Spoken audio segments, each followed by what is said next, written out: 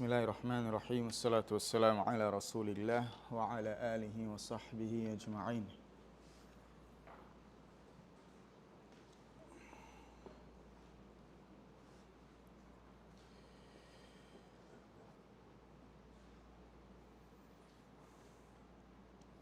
In the last class, we covered verbs. We introduced verbs. So moving forward, what we're going to be doing, we're going to be reviewing verbs in each chapter. Everything okay? Huh? We're going to review verbs in each class, sorry. We're going to review verbs in each class. We're going to take one of the persons in one of the tense and review it, and then we're going to move to the new chapter. The last class we did an overall study of the various type of verbs. Here what we're going to be doing is what? Review one aspect of the verb, so it don't be too overwhelming before we do the new chapter of the book.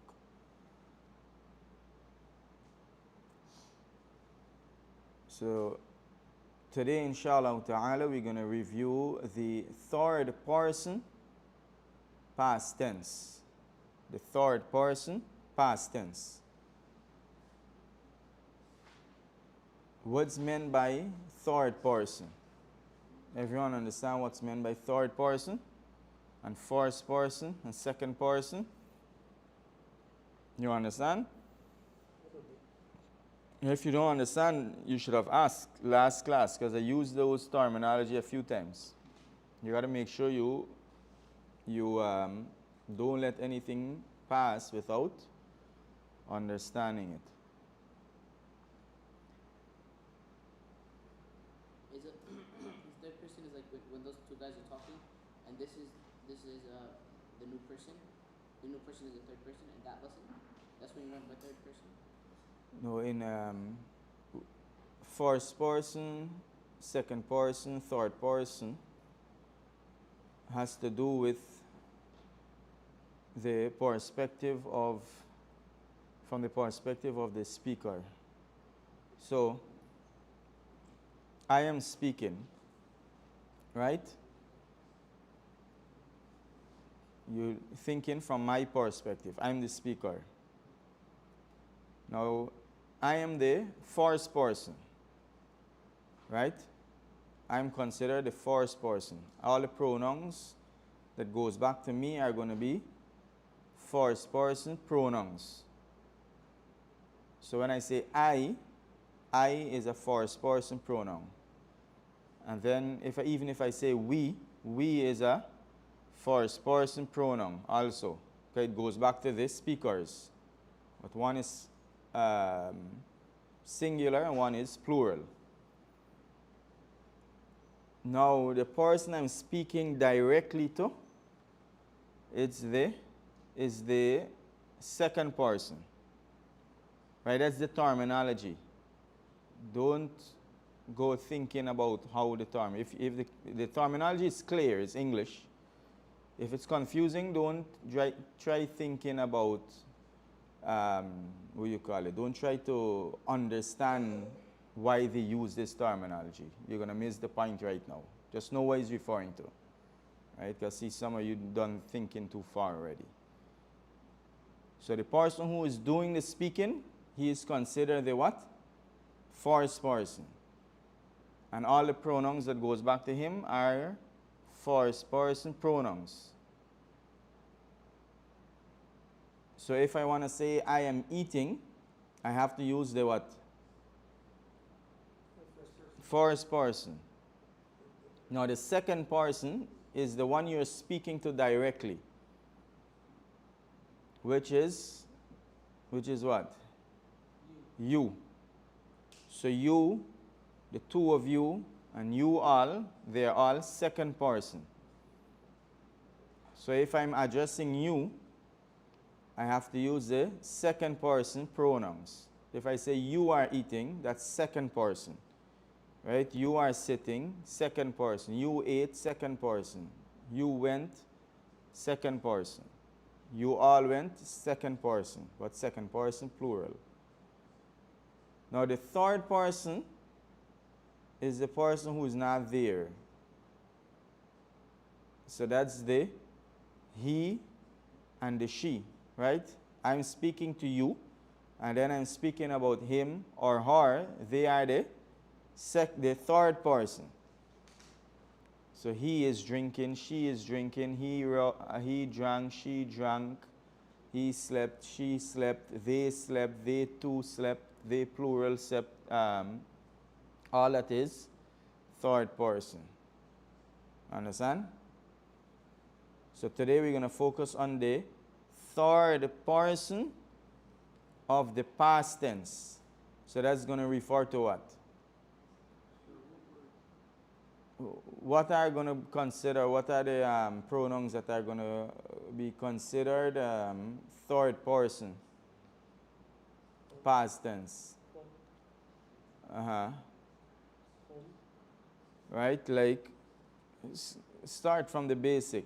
All the third person going to be he, she, they, whether it's they dual, and they plural, masculine and feminine. Those are the third person. So let's take the verb that we have as a template. Right? So we have alima, alimat, alima, alimata, alimu, alimna. Right? These are all the third person. Alima, he knew. Alimat, she knew. Alima, they knew. Masculine dual, right? You're talking about two person, they knew. Alimata, same thing, two person. This is feminine, they knew. Alimu, alimna. Now this here is our template. Now you can break this down into two to make it easier.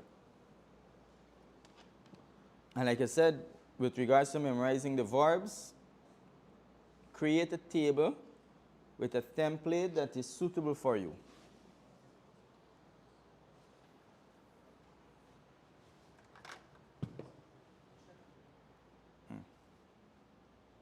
Yeah.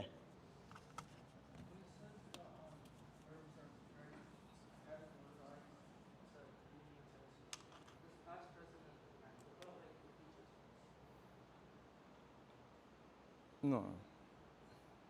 That's Arabic, right? Arabic, the shape of the verb, the conjugation of the verb are those three categories.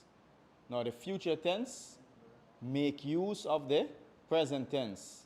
The future tense, make use of the present tense, but you add the seen or the for before. So let's make a table here easy. So we have, this is masculine, right? Feminine. So we have alima. Okay, let's put it, we're going to put it side by side. So masculine, we have alima, means he knew, right? We have alima. Alima means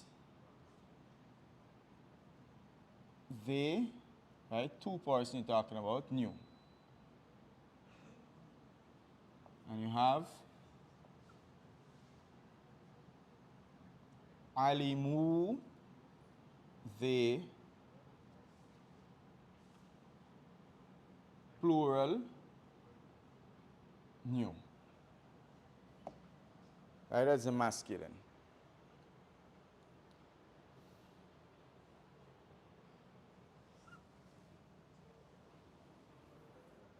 Then you have the feminine,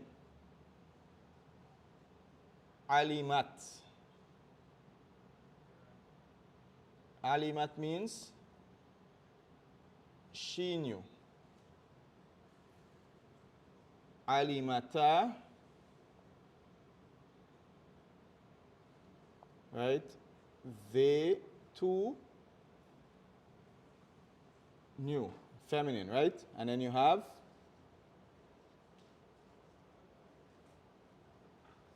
alimna. They, plural, knew.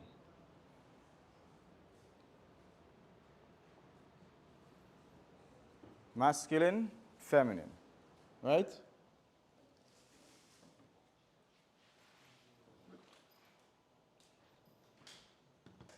So we're going to focus on this right now. What's the difference between dual and plural? Dual is just two person. Just two person. Plural is more than two.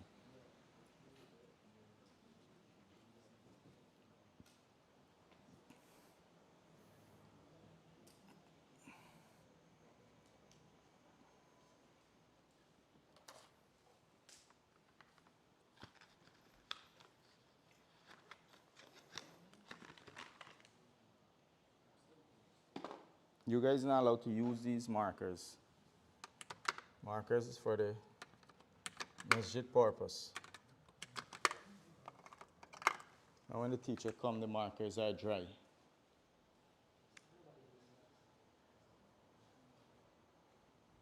Now, let's practice how to apply this to other verbs. Before that, let's give a sentence. Let's give a sentence. So we can say, if you say Muhammad alima, right? We have examples in the book, right? Muhammad alima. You can say Muhammad wa Ahmad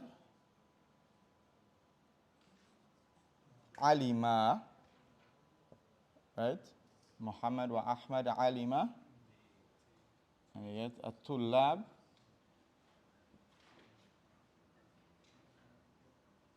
alimu. At-tullab alimu. Right? That's how Arabic verbs work. Right? You conjugate it. Conjugate means what? You change the verb to suit the doer of the verb. Right? To suit the subject of the verb. So when you want to say Muhammad knew, Muhammad alima.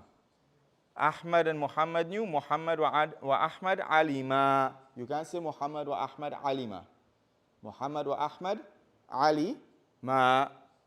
At-tullab alimu. The students knew, right? The students knew. Same thing here, right? Maryam alimat.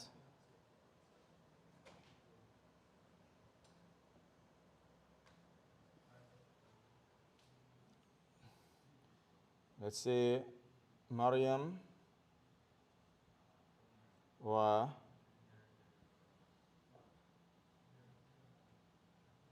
Zainab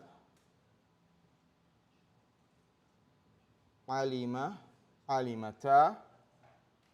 Right, we didn't balance the board. And you have, let's say, at-talibat. At-talibat alimna. At-talibat alimna. Right?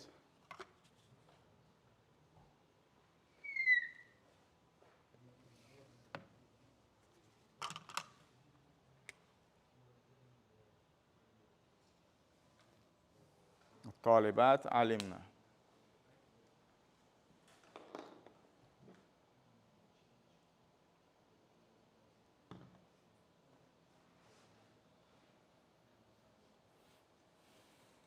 Now, as you said, you want to apply this to other verbs. we're going to apply it to different verb types so it becomes clear. Now let's say we have the word aslama. Have the word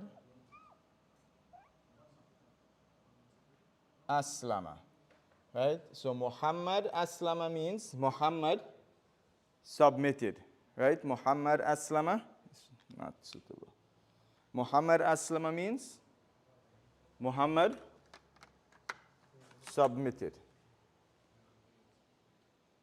Now if you want to say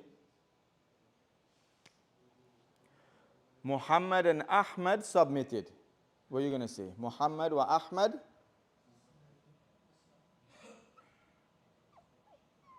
aslama. Muhammad wa Ahmad aslama. Right? Just imagine the same, what do you call it? Subjects repeating. Right? Muhammad wa Ahmad aslama.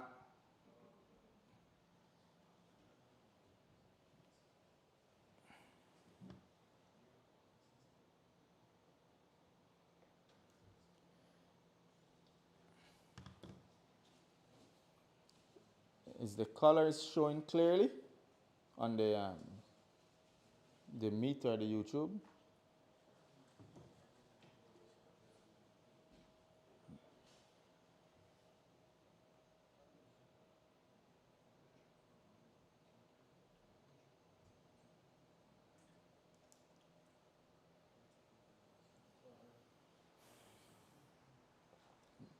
Now you want to say the students submitted. Right? The submitted is the literal meaning, but most of the time in Quranic context, the word aslama or Islam or in hadith refers to they submitted meaning they became Muslim. Right? They became Muslim. But the word literally means submitted, like a war. People at war, the enemy submitted, use the same exact word. Right? I want to say the students submitted. What are you going to say? Aslamu. Aslamu.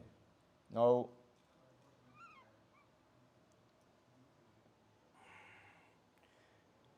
you see this alif here?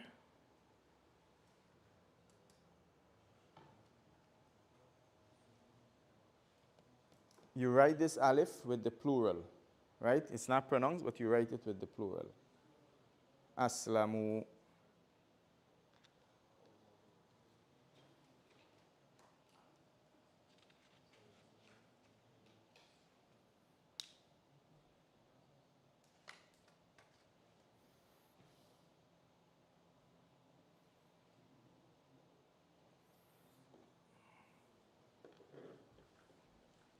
Let's take another pattern.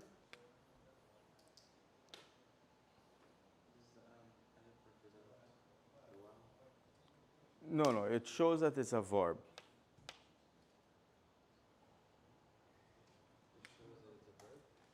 Yeah. Third person, plural. It can be mixed up for something else. We're gonna show. We're gonna come across an example later on. Okay, let's so Zainab, sorry, Maryam. You can say Maryam. Maryam what? Huh? Maryam gonna be what? Aslamat. Right? Maryam accepted Islam. Maryam submitted. Aslamat. Maryam was Zainab.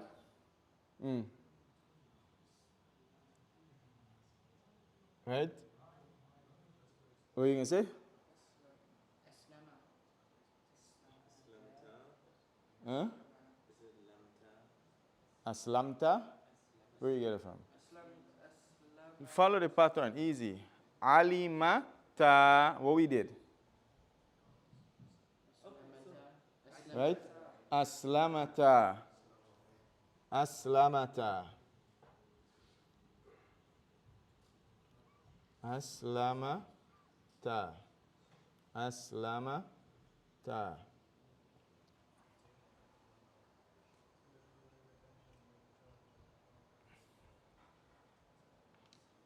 Now, Maryam, at-talibat, the female students, plural.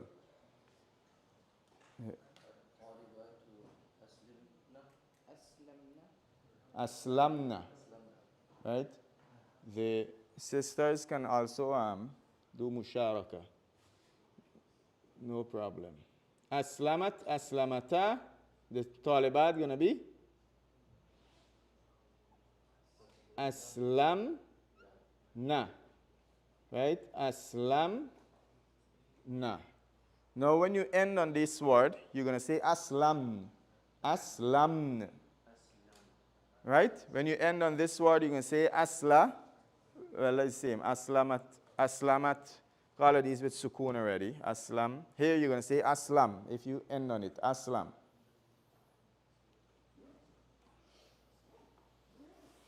Take another word, another verb. You have the word allama. What's the meaning of allama? He thought, right? He thought. He taught. He taught. Right? From teach. He taught.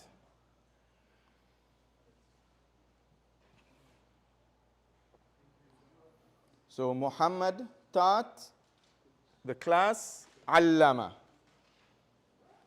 Muhammad and Ahmad, what are you going to say? Allama, right? Muhammad and Ahmad, allama. Let's say the teachers, al-mudarrisun, al-asatidha, the tullab, teach, taught, right? Plural, taught. What are you going to be? Allamu, right? Allamu.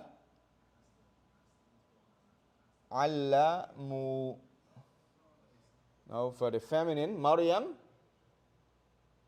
what are you going to be? Allamat. Right? Maryam or Zainab, what is going to be? Right? Allamata.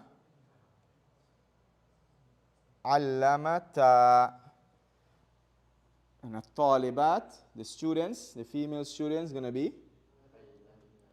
Right? Allamna. Allamna.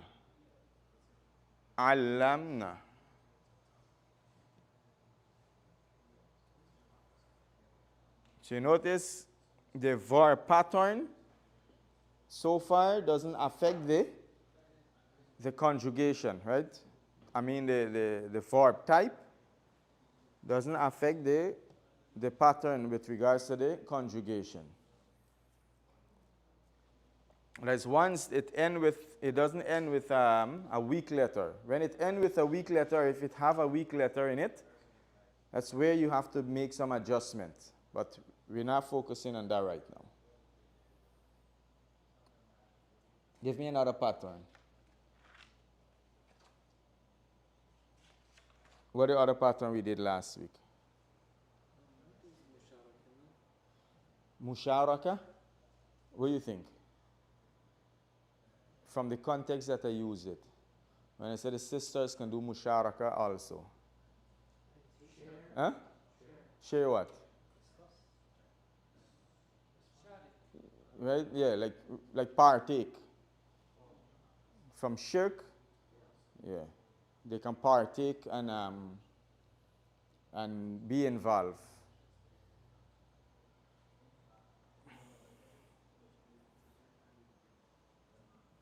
So we have, all these are, this is 3-letter, 4-letter, 4-letter. Let's use the word istaghfara. What is the meaning of istaghfara? Huh? Right? Istaghfara.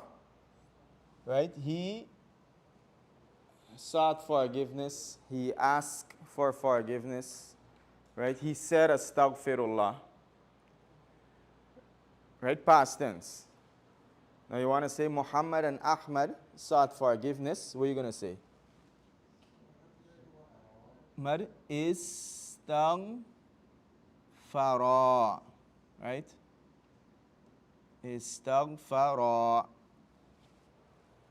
The students sought forgiveness.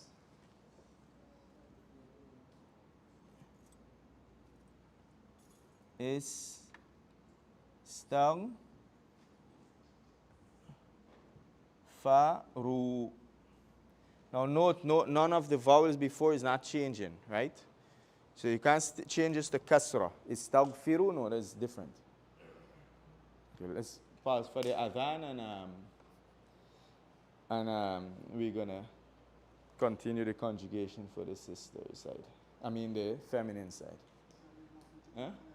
I thought you saw clear.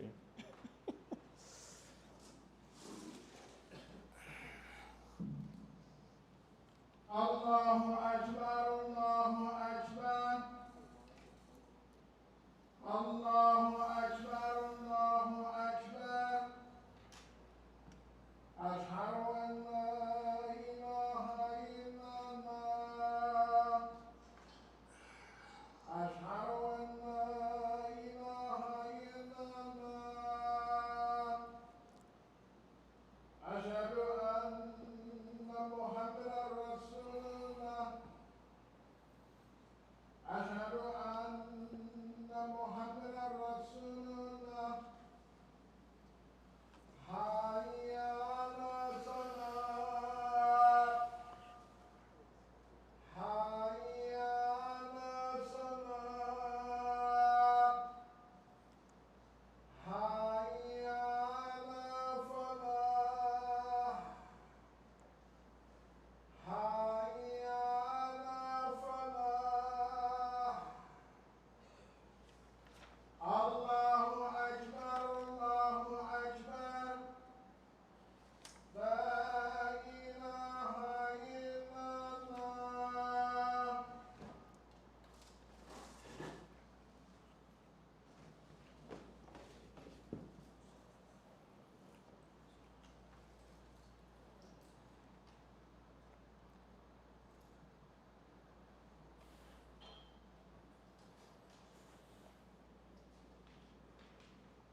Okay. So now for the female, for the female version, Maryam sought forgiveness. What are we gonna say? Right? Istaghfarat. Istaghfarat.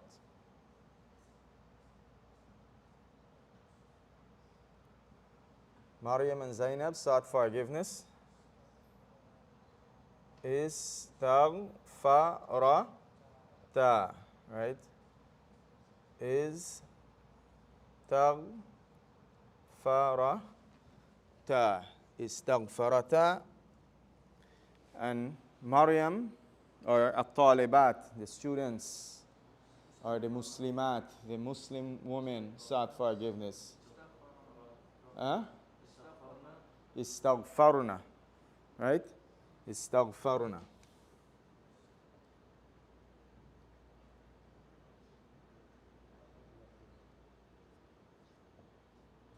Istaghfarna. Istaghfarna. Now you have a template, like I mentioned how you use a template, right? You memorize it. Alima, alima, alimu. Alimat, alimata, alimna. Right? Aslama, aslama, aslamu. Aslamat, aslamata, aslamna. Right? And just keep repeating it over and over and over. You can even use all of these as one template.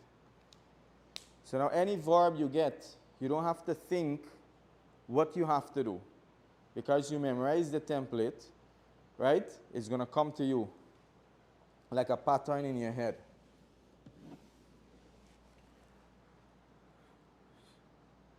So today, make sure by tomorrow you master this. So gradually, if you try to take all the verb one time, it's obviously going to create a level of confusion in your head. Right? So make sure by tomorrow you memorize this, all of it. Once you say aslama, the rest should play out in your head. Aslama, aslama, aslamu. Aslamat, aslamata, aslamna. Right? Any question regarding this? Was it istaghfaran or istaghfarna Huh? for the last one? Was it What I said there. It's correct? Istaghfarna. Yeah, the sukun and the nun. Istaghfarna, like the pattern. Allamna, aslamna. What are you doing for the feminine? You put in a sukun on the last letter and adding a nun with a fatha.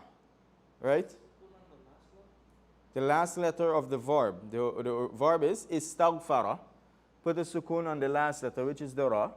Istaghfar, and add nun with a fatha. Istaghfarna, aslamna, alimna, allamna. But make sure you don't, okay, if you stretch the nun, you're going to change the meaning. Right? So if you stop on the word, istaghfarun, istaghfarun, allam, aslam. That's how you stop on it. Because if you stop and you say istaghfaruna, what is it going to mean? We, right? It's going to mean we. So that's clear?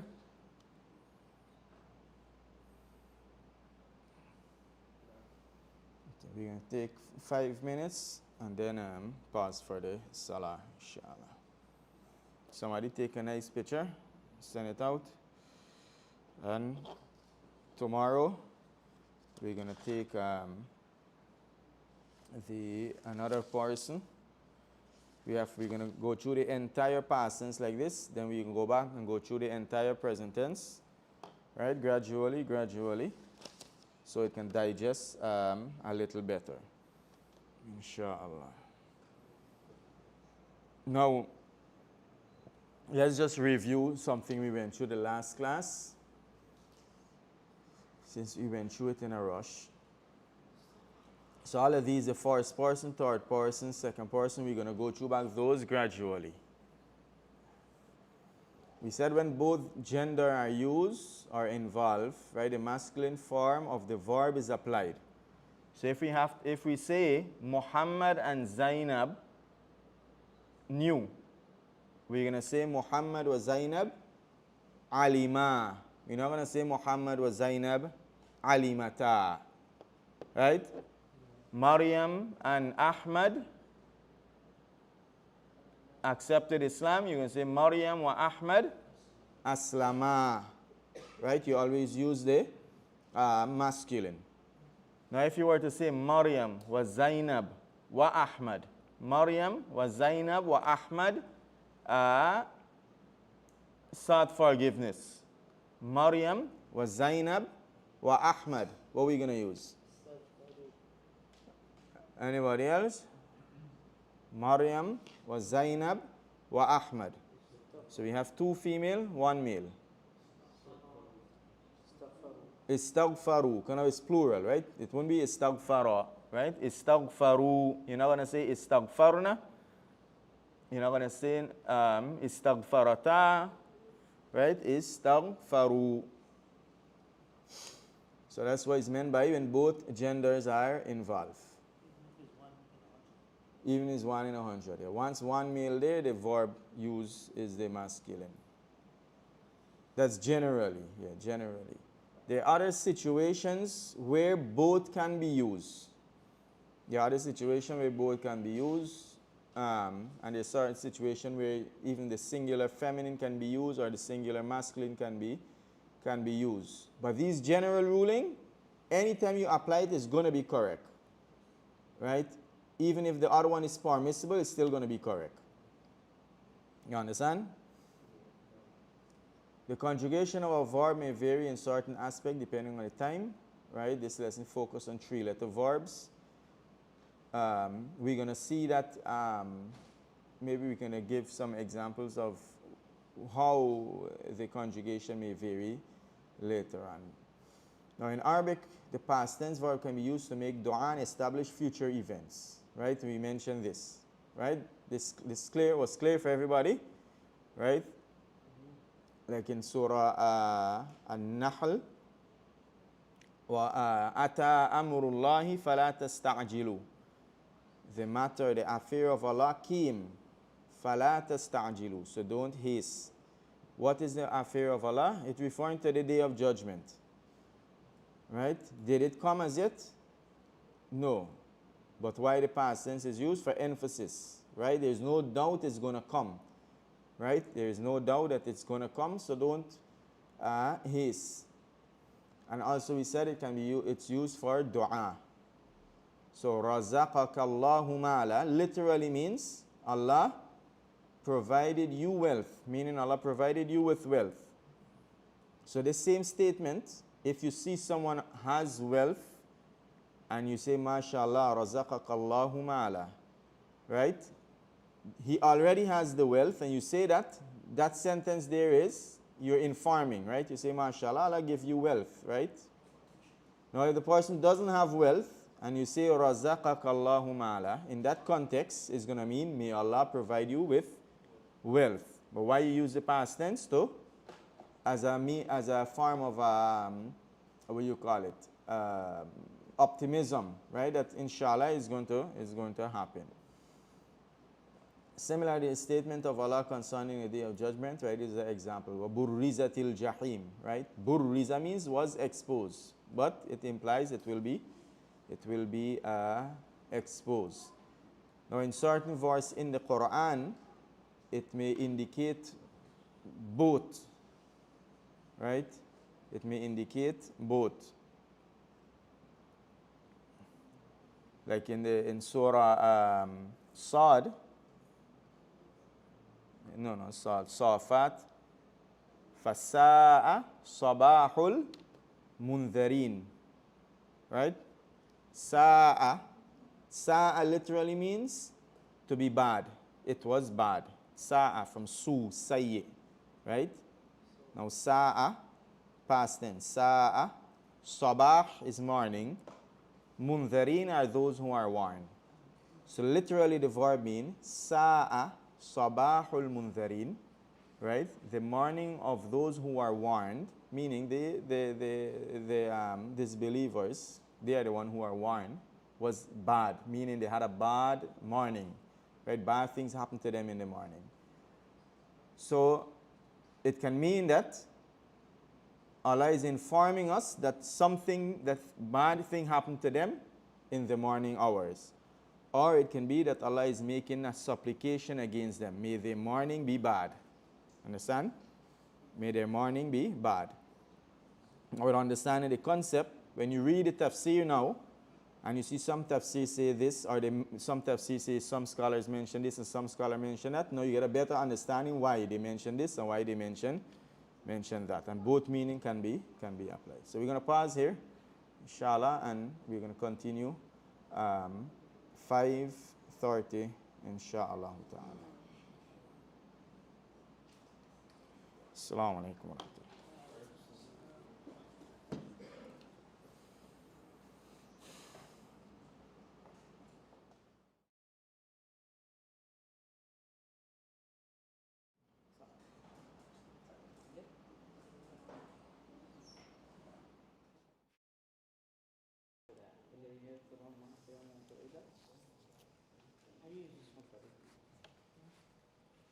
Assalamu alaikum wa rahmatullahi wa barakatuh.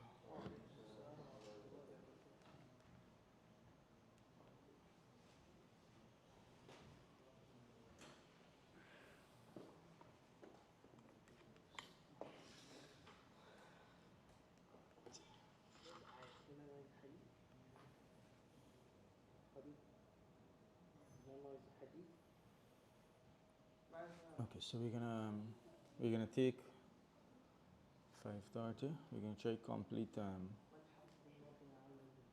take another lesson, and then we're gonna go to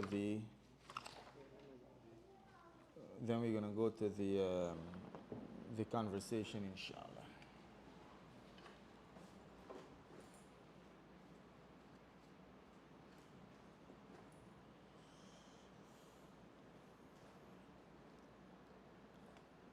for this week, make sure try to review everything from the Introduction to Arabic Language book, the concepts, right? Review everything.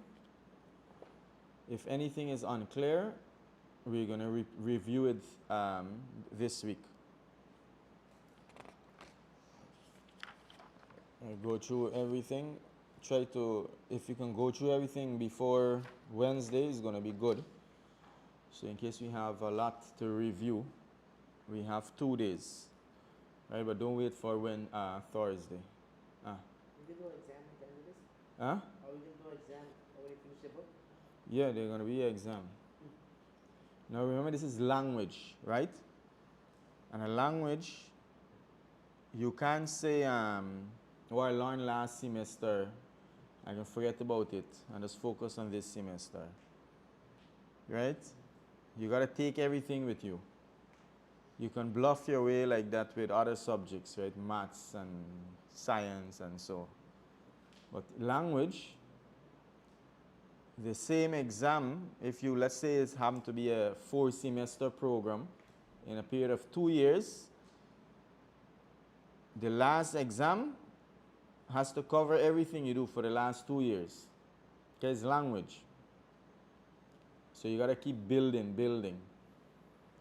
So we're going to have an exam, inshallah.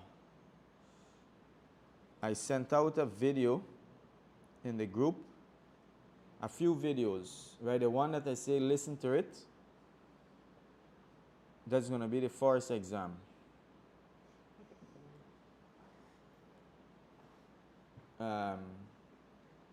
We're going to go through the video also, inshallah. Depending on how many people understand it, we may go through another one. Inshallah ta'ala.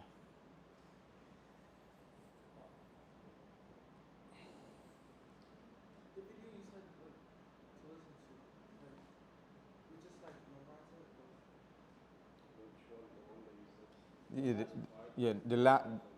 The last one, just listen, just keep listening and trying to understand it. Okay, so we're here on this, is which lesson now? The 7th, right? Ad-Darusu Sabi', the 7th lesson. Ad-Darusu Sabi', the 7th lesson. An-Nas, the text for this lesson, right? We can even call it al-Ard, right? The presentation for this lesson. كان النبي صلى الله عليه وسلم أحسن الناس. Right? The Prophet صلى الله عليه وسلم was the best of people. Was the best of people. كان النبي, right? النبي, the Prophet. Kana means was.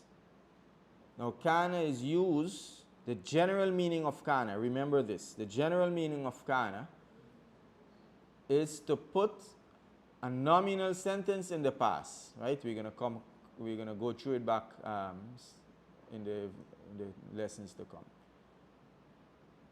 So kana nabiyyu, the Prophet sallallahu alaihi wasallam was, ahsan means best, right? An-nas, the people. So literally it means the Prophet sallallahu alaihi wasallam was, kana, ahsan, best of the people, was the best of the people. Now, is it referring to specific people or is it referring to people in general? People in general, right? So you can translate best of people. Best of people.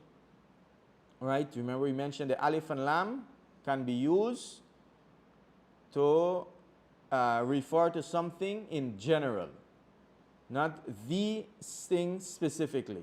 Right? It can be used to refer to something in general. It's not the only way to refer to something in general, but it's one of the ways. Can we also comprehend this as saying the Prophet was the best of the people, better of the people? Better of the people? Yeah, because Forget about Arabic. In English, the better of the people. Right? More than two got to be best. Forget about in Arabic. The English of it, right, is not what you call it? Mustaqim. How you translate mustaqim in this context? Mustaqim means upright. Means the math is math. Right? So the Prophet sallallahu alaihi wasallam was the best of the people. Now if you say kana Nabi sallallahu alaihi wasallam ahsana rajulain. Rajulain means two men. Then maybe the Prophet sallallahu alaihi wasallam was the better of the two men. Right? You know, you get two person, you're gonna be good and better. So that's the topic. Now here you notice it's the mudaf wal mudaf ilay construction, right? The best of the people. لَقَدْ خَلَقَنَا الْإِنسَانِ فِي أَحْسَنِ تَقْوِيمٍ. The best of farms, right? The best of farm. قال عبد الله قال عبد الله. Here we have a typo here. It's supposed to be kasra. قال عبد الله بن عباس رضي الله عنه. Right? Abdullah ibn Abbas, he said, رضي الله عنه.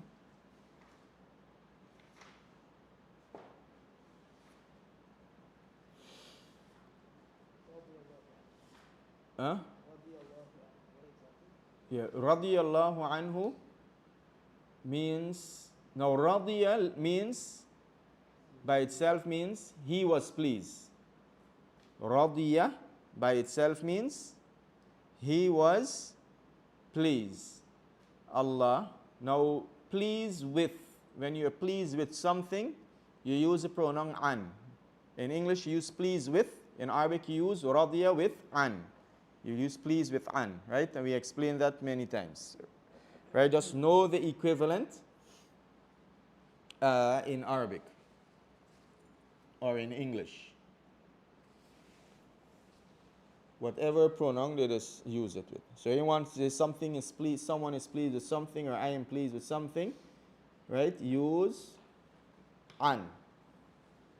Now here we have radiya means he was pleased. Anhu, with him, right? So the literal meaning is Allah was pleased with him, meaning Abdullah ibn Abbas. And again, so the meaning is, can either be what? You're informing that Allah is pleased with him, or it can mean that you're making dua, right? You're making dua, right? You can leave it on the chair, or if you want pass on with them first, and just leave it. You live? Yeah, you live. Yeah, just leave it on the chair. Just leave it on. Right? Clear? Now generally it's a dua.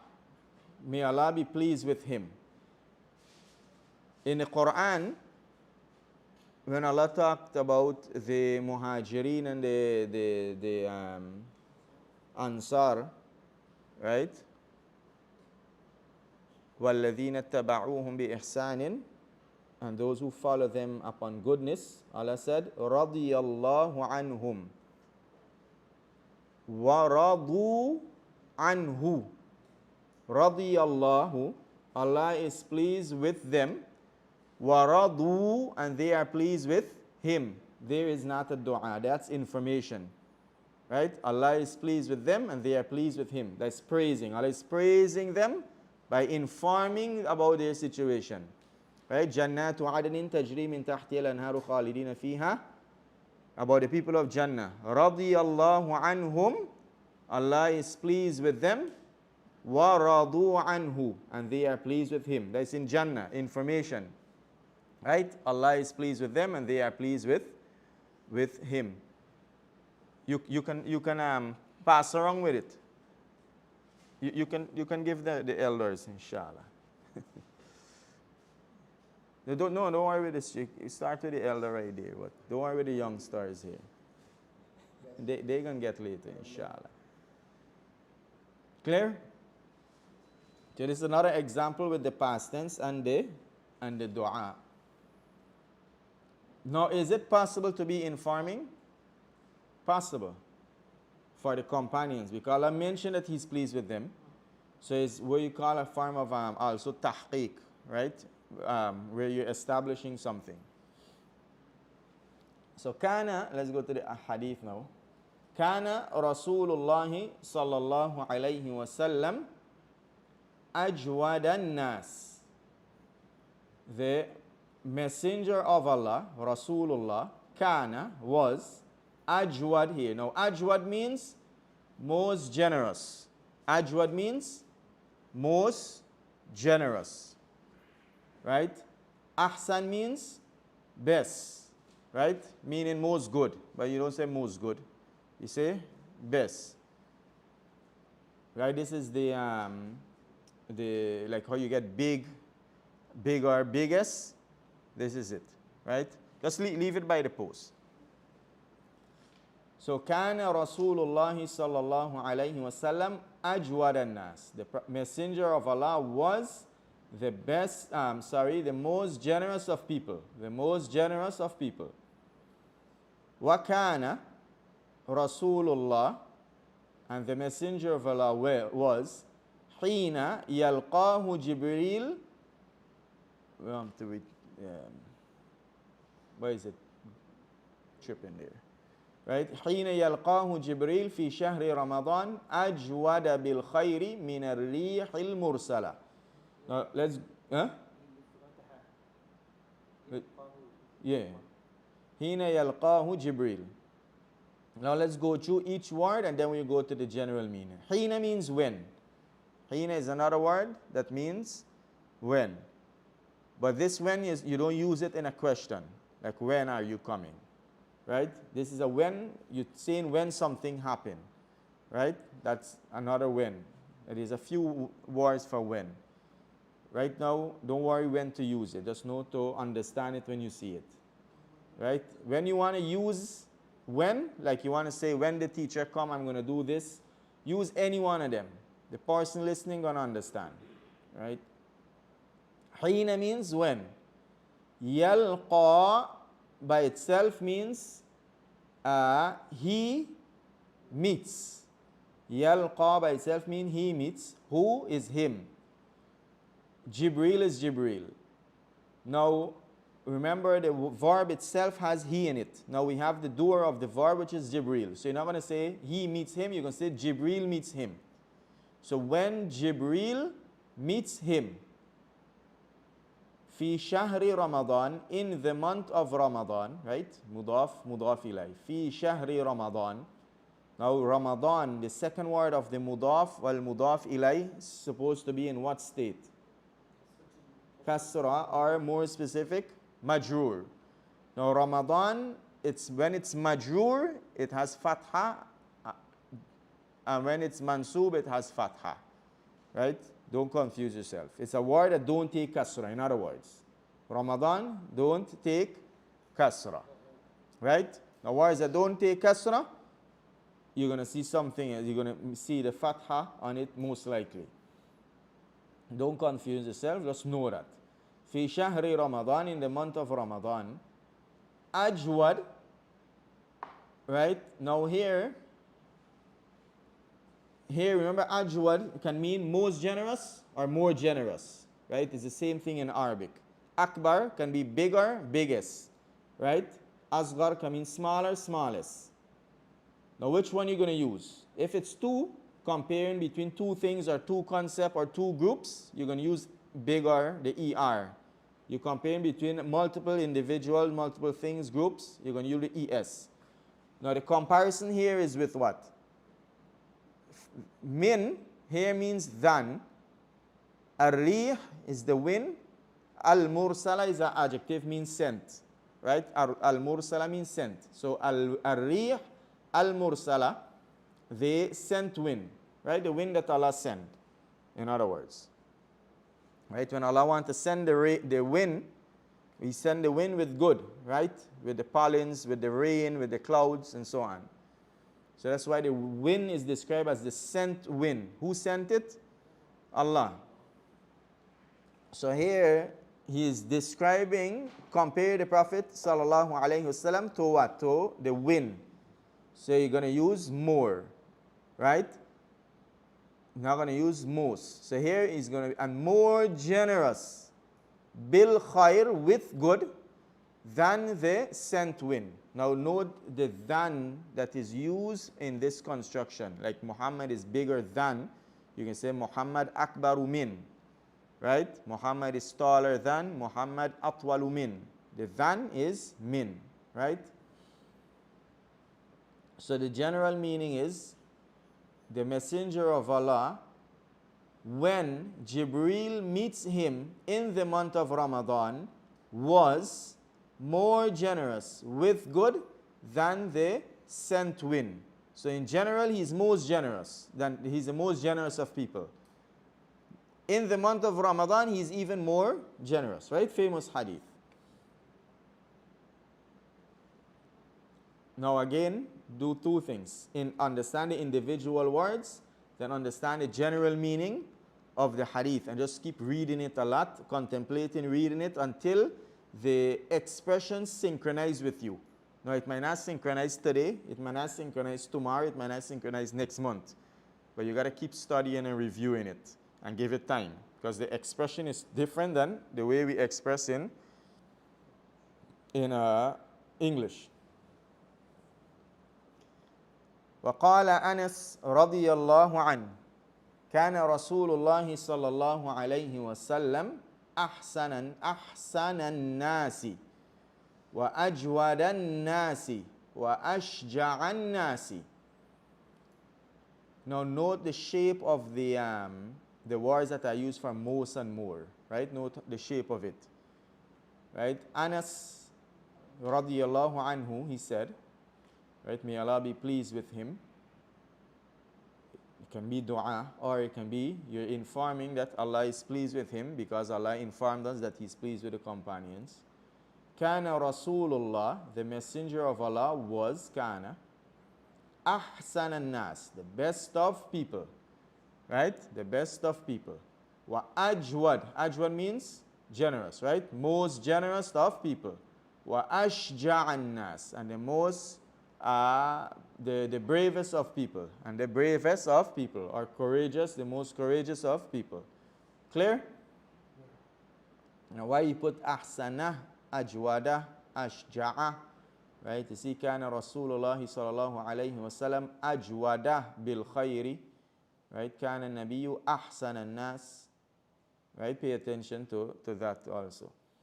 قال البراء رضي الله عنه, Al-Bara, right, a companion, may Allah be pleased with him, said, Kana Rasulullah, the messenger of Allah was ahsan an-nasi wajhan, the best of the people wajhan. Now what is wajh? Face, right? Meaning an appearance. The best of people regarding his face or his appearance, meaning his face was the most beautiful face and his appearance was the most beautiful face, right? He was the best of people wajhan, regarding or with regards to his face or in his appearance, in his face. Understand the expression in Arabic, understand the expression in English. Wa ahsanahum, and ahsanahum, best of them, whom? Them. Khalqan, right? With regards to his khalq, his creation, meaning his physical makeup, his physical characteristics. Clear? So here is describing, previously was describing his character, here is describing his physical aspect. So he was the best of the people with regards to his face, meaning with regards to his appearance, the best looked, and with regards to his general body, right? He was not too tall, he was not too short, he was medium built, he was not skinny, he was not fat, right? Everything, Allah subhanahu wa ta'ala created him in the best of form. Clear? All hadith clear? Two things got to be clear at least. The general meaning and the individual words. Don't worry too much about why this one is fatha, why this is dhamma. The general meaning and individual words.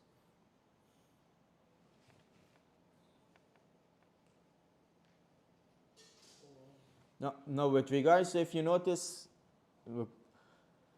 that ahsan is like aslama, right? And ajwad, all it look like verbs. The one way to know whether it's a verb or not a verb is the context. Is the context.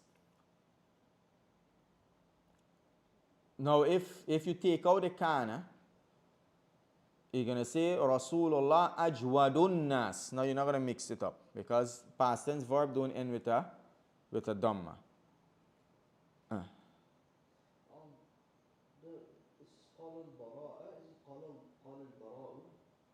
Oh, I got bara. Yeah, there's some typo. قال البراء, right? قال البراء. There's a typo on Anas also. قال أنس. Right? Make sure you البراء. قال عبد الله.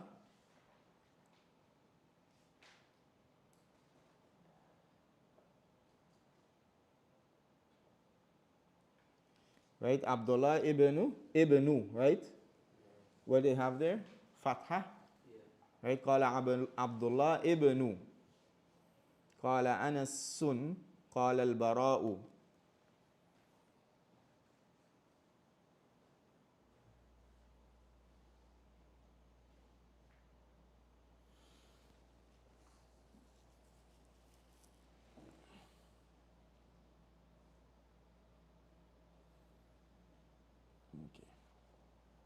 The mufradat. So for words like wa'ajwada and wa'ashjaha, would the words still make sense without the alif hamza? Like instead of saying wa'ashjaha, you say washjaha. There's the word. You gotta keep the alif. Ahsan, better or best of, right? Ajwad, more or most generous. Heen is when, right? When something happened. Yalqa. Now yalqa without the pronoun is how you write it. Alif maksura, right? He meets. If you put a hu there, it becomes the alif mamduda, the regular long alif. Arih, the wind, asja'. Mursal means sent, right? Wajh, face, khalq, khuluq. Now khalq is creation, khuluq is character. Khalq is creation and khuluq is character. Khair, good. We mentioned this word khair. It's used in all three states. When you want to say it's good, khair. It's better, khair. It's best, khair. Right? All is the same. Same thing with the word shar. Right? Can be evil, worse, or bad. Now, introducing the usage of kana. So we see a lot of kana being used. Kana means to be. That's the general meaning of kana, right? Kana, like kun. Kun is the command form of kana. Kun fayakun, right? In the Quran, if Allah wants something to be, He say kun, be. Fayakun, and then it will be.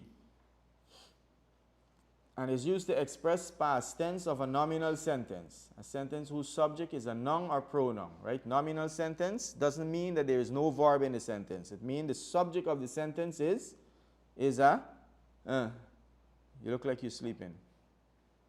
The subject of the sentence is a noun. Similar to was or were in English. Now here, kana causes the predicate of the sentence to be in a mansoob state. That is, it takes fatha or fathatain by default, right? Check chapter 10 for details on vowel states. We're going to go through that later. Kana causes the predicate of the sentence to be in mansoob form. What's predicate of the sentence? The information of that noun, right? The information of the subject. So if you, for example, Muhammad is coming. Who is our subject? Muhammad. Is coming, that's the information about Muhammad. You call it in English grammar predicate. Right? Just know that. Don't worry where the word come from. Right? I didn't make up the word. Right? Muhammad was a teacher. Who are we talking about? Muhammad. That's the subject. What's the information about Muhammad? He was a teacher. That's the predicate. Now, kana causes the predicate of the subject to be in mansoob form. To be what? Mansoob form. Now, if the predicate is a single word, that's where you're going to see the mansoob on it. They see the fatha. Right? So, let's look at these examples. The word kana can be used in all conjugation. Right? You can conjugate kana just as we say. If you say Muhammad was, you can say Muhammad kana.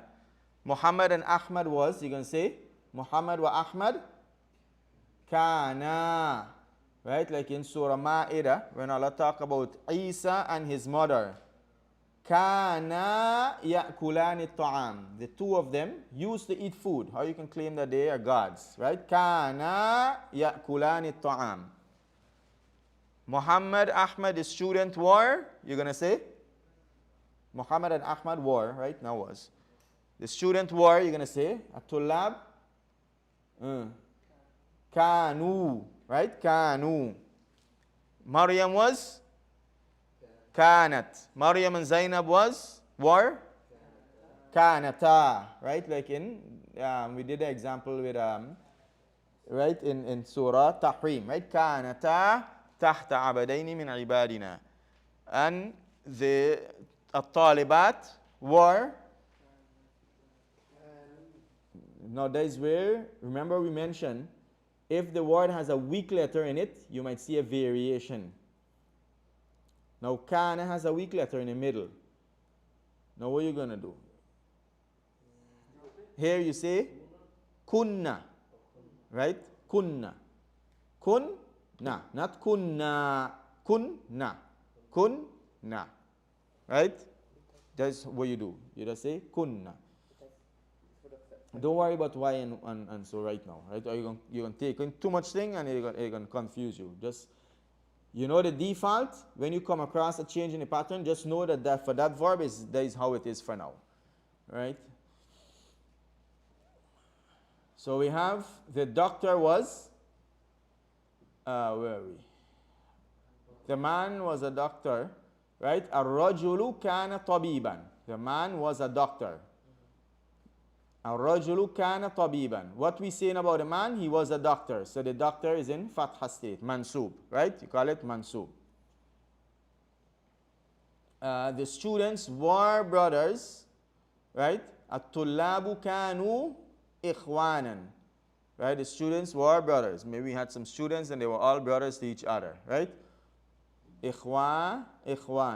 Ya Ahmad, O Ahmad, be truthful. Kun sadiqan, right? Kun sadiqan. So the thing we tell him to be, fatha state, right?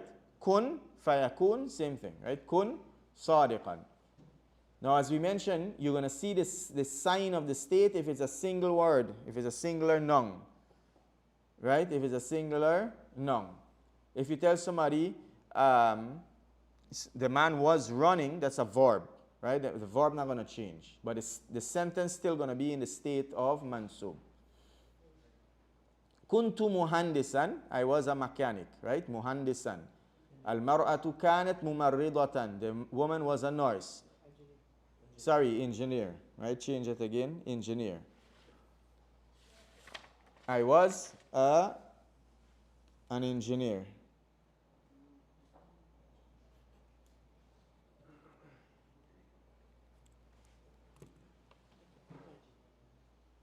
لا تكن كاذبا, don't be a liar, right? لا تكن كاذبا, don't be a liar.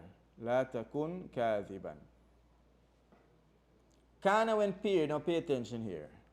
Kana when paired with a present tense verb indicates a past continuous action. Kana when paired with a present tense verb indicate a past continuous action, right? The past continuous. Now, look at this sentence. Now, imagine the sentence without kana right now.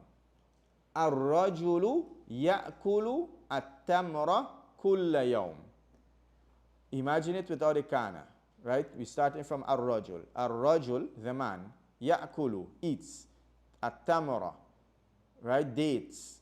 Kulla, every day. The man eats dates every day. Now, eats, present tense. Right? If we put kana now to the sentence, remember kana turned the entire nominal sentence. It's a nominal sentence. Why? The subject is a noun. It puts it in the past. So now we put a present tense in the past. What it becomes? Past continuous. Because remember, present tense means it's happening right now. Now we put the whole present tense in the past, became past continuous. Kana ar-rajulu ya'kulu tamra kulla yawm. The man was eating dates every day, meaning the man used to eat dates every day. Anyone you can translate it, right? The man was eating dates every day. The man used to eat dates every day. Both going to be correct, right? Translate it however you want.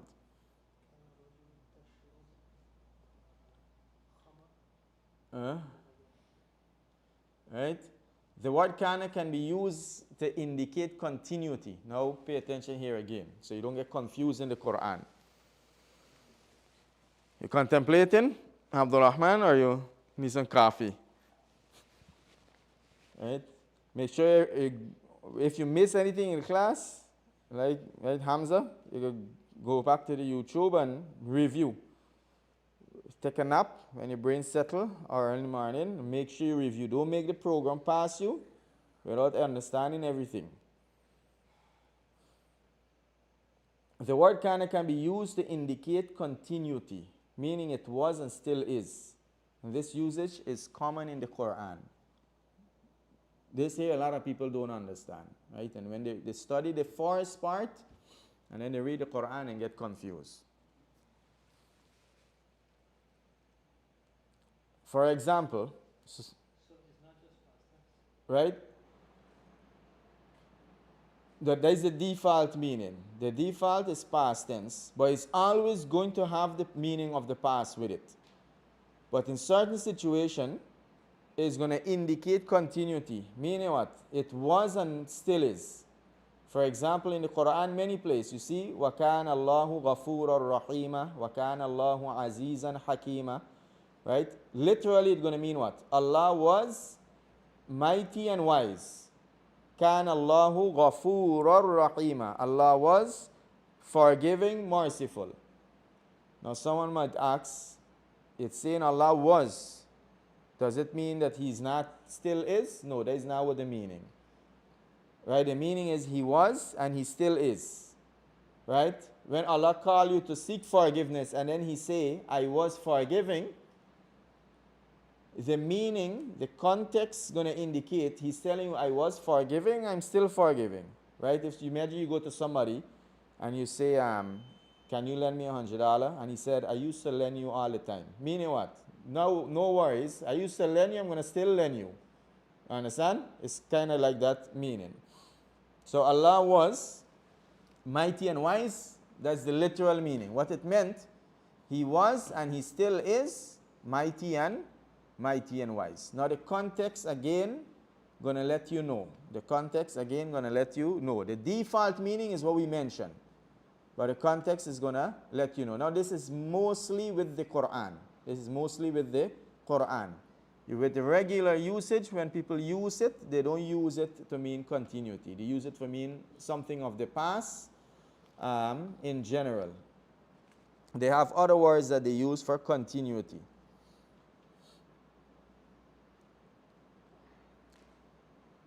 Another example, it's not only with the names and attributes of Allah, but others. Now pay attention here. You see, وَكَانَ اللَّهُ عَزِيزًا حَكِيمًا. So don't mix up again when it's in Allah غَفُورٌ رَحِيمٌ and when it's غَفُورٌ رَحِيمٌ. You know, in some place you have غَفُورٌ رَحِيمٌ and some place you have غَفُورٌ رَحِيمًا. Right? In the Quran, in some place there is غَفُورٌ, meaning غَفُورٌ رَحِيمٌ. Idgham, you can say غَفُورٌ رَحِيمٌ. Clear? And in some place of the Quran, غَفُورًا رَحِيمًا. Right? غَفُورًا رَحِيمًا. Idgham. Right? And many people, when they memorize it, they mix it up. So when it's going to be غَفُورًا رَحِيمًا, when there is kana with it. There is no kana with it. Right? Most likely it's going to be غَفُورٌ رَحِيمٌ. كَانَ اللَّهُ عَزِيزًا حَكِيمًا. The next lesson is going to make it a little more clearer for you to see. Similarly, Allah's statement, وَكَانَ الشَّيْطَانُ لِرَبِّهِ كَفُورًا, literally means, and shaitan was to his Lord ungrateful. Shaitan is not ungrateful anymore? No. He was, and he still is. Right? So the context, obviously, it indicates continuity. Right? One of the indication of the continuity is Allah subhanahu wa ta'ala is mentioning this statement to prove something at the moment. Right? You're not going to mention something that was and ceased to exist to prove something going to happen now. Understand? So the following example, comparing the effects of inna and kana. Right? We did inna before. Right? Now inna, we didn't mention too much detail with inna. We just leave it open for you to recognize, to pick up the pattern. We mentioned kana makes the predicate of the subject mansub, fatha. Inna makes the subject of the sentence mansub. Kana makes the predicate of the sentence mansub. Inna makes the subject of the sentence mansub, meaning with fatha. So the boy is good. Who's the subject? The boy. What's the information of the boy? Is good. Right? Now if I put inna in the sentence, it's going to make the subject, which is the boy, verily the boy, it's going to make that mansub. Meaning it's going to make the fatha on the subject. If I put kana on the sentence, it's going to make the predicate mansub, meaning an information about the subject mansub. Now look here. If the theory and the wording confusing and you understand it visually, how it's in the table, that's sufficient. Right? So we have Allahu Alimun Hakim. Allah is knowledgeable, wise. Right? Alimu? Okay, make sure you add it. Next typo. Right? Make sure you guys look in. Yeah. Alimun, right? Allahu Alimun. Alimun Hakimun. Allah is knowledgeable, wise. You put inna. You said inna makes the subject takes the fatha. Inna Allaha Alimun Hakim. Right? There again. Inna Allaha Alimun Hakim. Now you put kana instead, become kana Allahu Aliman Hakima. Right? Put in the ya. So the first one, Allah is knowledgeable, wise. Verily Allah is knowledgeable, wise. Allah was knowledgeable, wise. Meaning was and still is. Right? Allahu Ghafurur Rahim. Allah is forgiving, merciful. Inna Allaha Ghafurur Rahim. Right? Who takes the fatha? The subject. Kana Allahu Ghafurur Rahima. Now the predicate takes it because it's kana. So kana do the opposite of inna. Right? Kana Allahu Ghafurur Rahima. This is what I mean. Don't mix up when you're memorizing which one, when it's fatha or when it's dhamma. Allahu Afuun. Allah is pardoning. Inna Allaha Afuun. Verily Allah is pardoning. Kana Allahu Afuwan. Allah was pardoning, meaning he was and still is. Right? Generally the continuity is most of the time used with the names and attributes of Allah. Allahu Wasi'un Hakim. Right? Allah is wasi' means bountiful. The word wasi' means bountiful. Hakim, wise. Now the word wasi' has a few meanings. Wasi' can mean wide and spacious. Right? That is the root meaning of wasi'. It means wide. Left it in front of the post. It means wise and spacious. Wise. Wide. Right? Wasi' means wide. Al-ghurfatu wasi'a. Right? The room is wide. Right? That's the default meaning of the word wasi'. Now it's used in the Quran and in the language. When you describe somebody as being wasi', it doesn't mean they're broad, right? It means they are wide, expansive in their giving. Their hands open up wide when they give. They're generous, bountiful. Right? And also it can mean that they are powerful. Also it can mean that they are powerful. لا يكلف الله نفسا إلا وسعها, right? Except its wus'a, its wideness, meaning its strength, its power, its ability.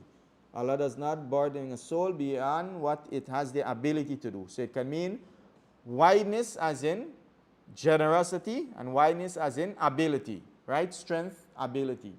Just not wise. No, not wise. Wise is hakim. Bountiful, hakim. The next word is wise. Wide. That's the default. Not wise. Just now was my tongue, slip of a tongue, or what you call it. Clear? Anything confusing? Remember, it's Arabic language for the understanding of Quran and Sunnah. Right? Not to chat away. That is the least important thing you need a language for.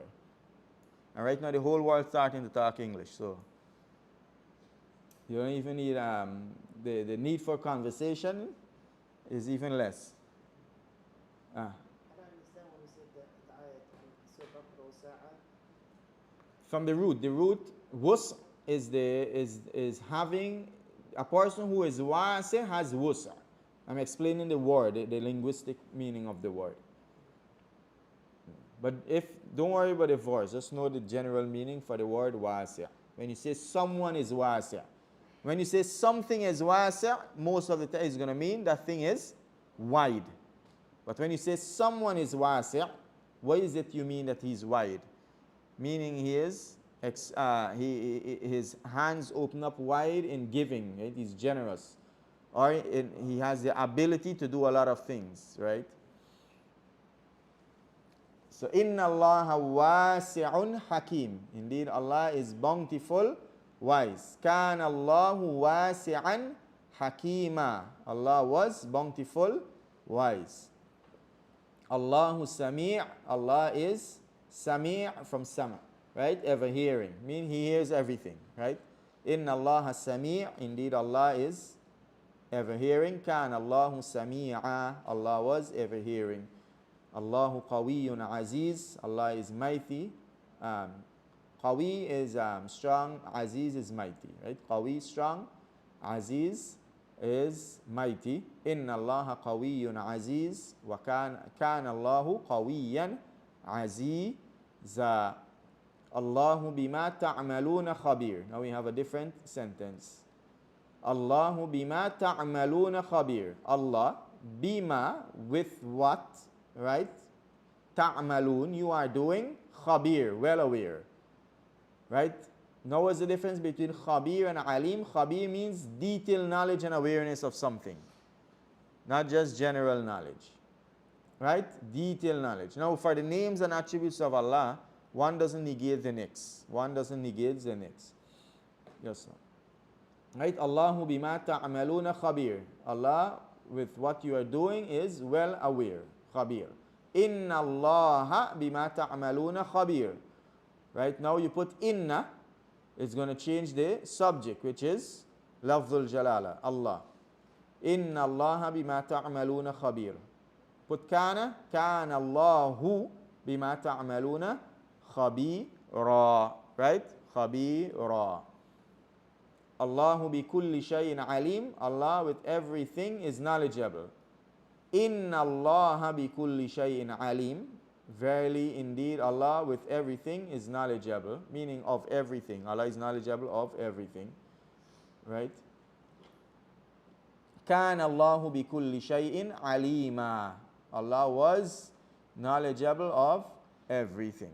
Right? Was and still is. Now note the phrase of the sentence doesn't affect anything, right? This is a phrase. The default arrangement of the sentence is Inna Allaha alimun bi kulli shay. Allah is knowledgeable of everything. Right? So what is being affected? The alim. The bi kulli shay is a phrase that is connected to the information. Right? Same thing here. It's a phrase that is connected to the information. The default information is alim. Allahu ala kulli shay'in qadir. Inna Allah ala kulli shay'in qadir. Kana Allahu ala kulli shay'in قديرا كان الله على كل شيء قديرا.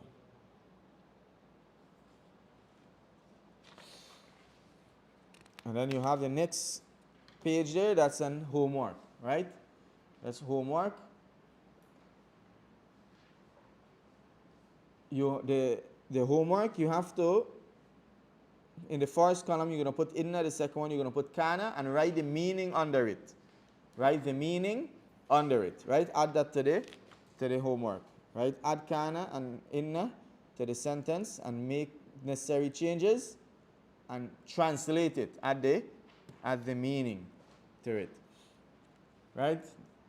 The homework is due during the week, right? I'm not going to pressure you for tomorrow, right? Anytime during the week, you bring the homework, and you're going to add to the homework, right? Find 5 examples of kana, the usage of kana in the Quran. Right? 5 examples of kana. Right? You have the week to bring that. 5 examples of kana. Yeah, other than the ones that we mentioned. From the Quran. 5 examples of kana from the Quran. Since it's 6:19, we are going to leave the conversation for tomorrow, inshallah, so we don't go late.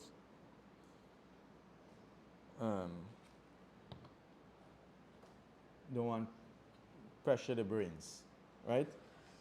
So this here, as I said, make sure you add the meaning to it and the 5 examples from the Quran, and review everything that preceded. So in case anything needs to be clarified, we clarify it this week, inshallah, so you don't pile up. We are officially finished. I'm going. Anybody have questions? Can ask question. Anyone want to leave? They can leave, inshallah. Not exactly what Arabic, but something that you mentioned about like more about the question about Jahannam. When spoken about, spoken like it's already happening. So the question is like as we hear right now, is people already in Jahannam?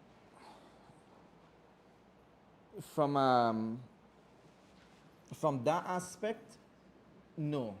With regards to the actual entering into Jahannam, because what is meant, like the verses that talk about punishment in Jahannam itself, is referring to that's going to happen on the day of judgment.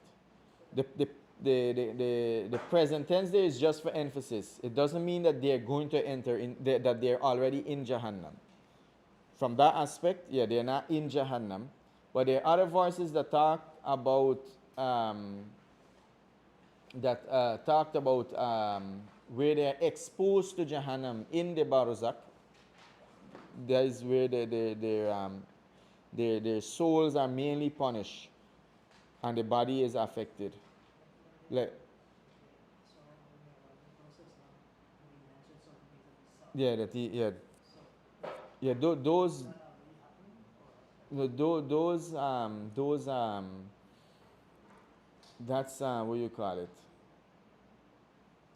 Those are like sceneries. Allah subhanahu wa ta'ala created it for him to see, or open the windows towards the future events for him to see.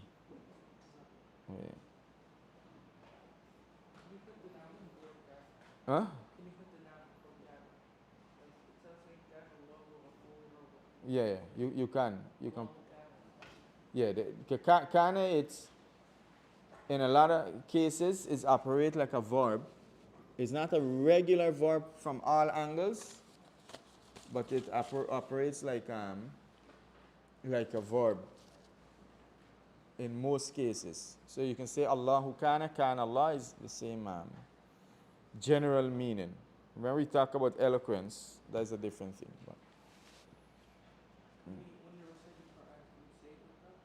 no, you can't change the Quran. The Quran is Quran. When you speaking and writing, you do what you want to do. The Quran remains untouched. You don't apply no grammatical rule or variation to the Quran unless it's a qira'ah, a recitation that's from the Prophet sallallahu alaihi wasallam.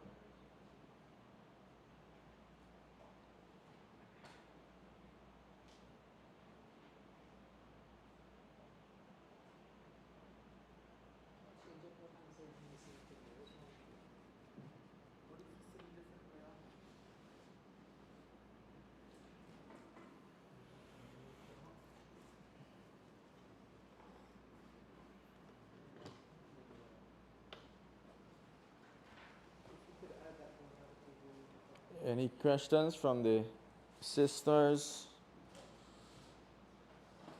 Those on YouTube can use the YouTube chat.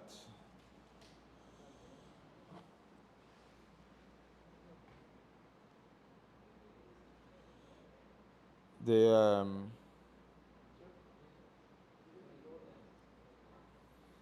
in-person class at the masjid is for the brothers. But the sisters right now, we don't have anything set up in person at the masjid. It's all the sisters follow online.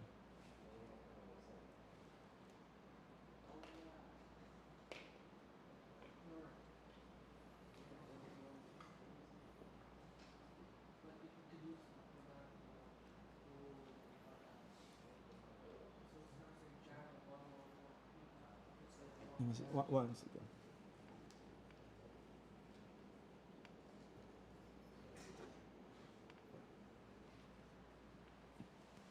Kana, you call kana fi'l naqis. Give them first. It's a verb. Kana is a verb, but it's a verb with special rule. You call it fi'l naqis. It's you call the naqis means like deficient in the full purpose of a verb. It calls the subject of the sentence or the predicate of the sentence to be mansub. Anybody have space? He was talking to you? Huh? He was talking to you? Wa alaikum salam.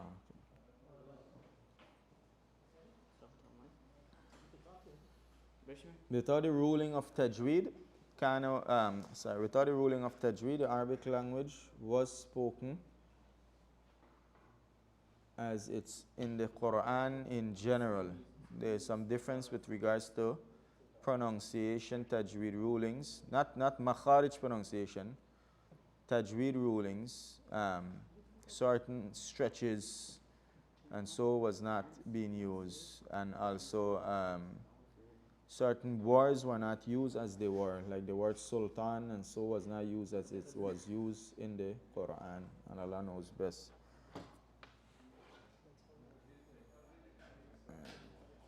So I think we're good here. We good? Any Abdul Rahman?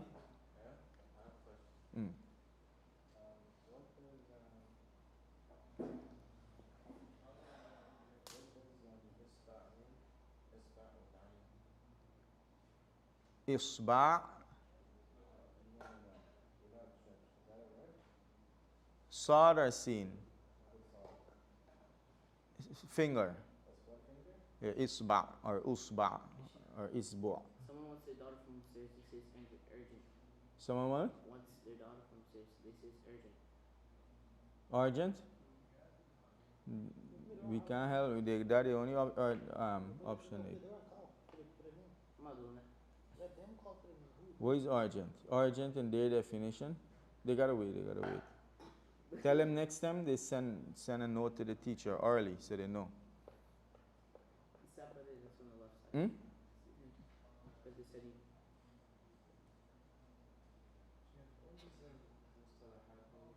What is? Mustalah. Mustalah means terminology. The mustalah, the words meaning according to a certain science or scholar or so. Huh? Muslah? It now that I know that it's muslih or muslah, I don't know. Muslah, unless they mean the maf'ul of aslah. I don't think it can have maf'ul, right? If to rectify, but I don't know of an example. And can I confirm something? So the object is different from maf'ul. Maf'ul is the verb's doer, right? Or the thing that. Yeah, we're gonna touch on the maf'ul a little later, inshallah. Okay, we still And reviewing the verbs, and we're gonna review the doer and the usage of the doer that we mentioned in the last class. Then we're gonna touch on the maf'ul a little later, so you don't be too you don't be confusing or the information don't get mixed. and that video that you sent, are we supposed to write it out? No, just listen as much. So I remember you said something about testing on the video. You're gonna test us on memorizing writing from our head or something? Hmm? You're gonna test us on writing from our head? No. There's comprehension. There's comprehension. Just understanding? Both videos? The last one for now. So the first one's just listening? Yeah, the rest you can use them as general videos for listening and comprehension, but we're gonna focus on the last one.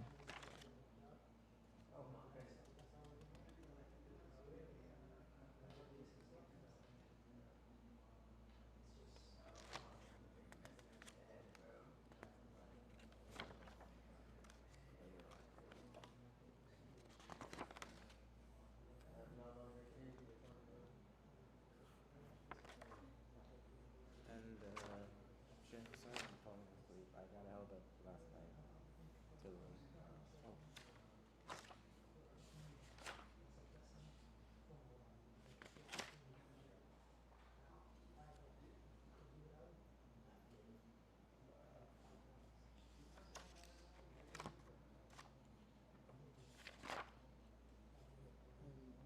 You said that mudaf means something that's attributed?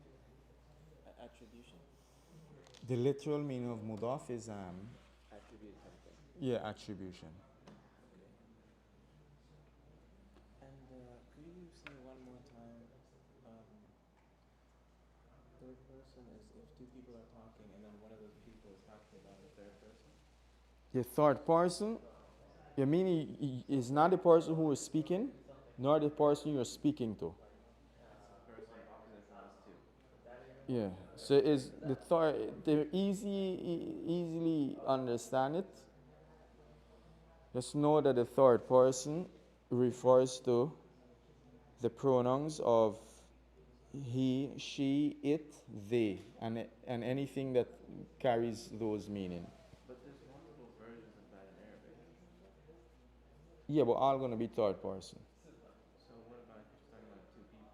That's third person? No, it doesn't matter how many. The first person, second person, third person. It doesn't reflect how many you're speaking to, or how many is speaking, or how many you're speaking about. It's referring to the point of view of the what do you call it, speaker So or something. You can check an official definition, see what they say. and also I forgot that term again. What was the term when you said that the only two things they ask is Quran and something else. I forgot the other thing. Kitab, the writing of Arud. The blood?